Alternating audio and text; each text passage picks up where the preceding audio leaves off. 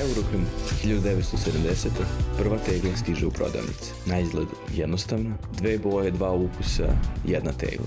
Generalni direktor Takova, Jovan Tomović, vraća se iz Italije sa uzorkom kremastog namaza italijanske kompanije Gandola.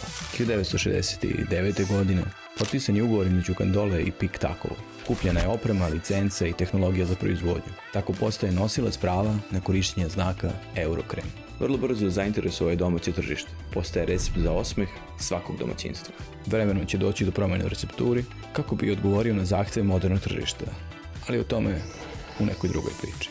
U detinjstvu mnogih Eurokrem je imao posebno mesto. Jeo se na kriški hleba, mazao na palečinke, a najčešće kašičicom direktno iz tegle.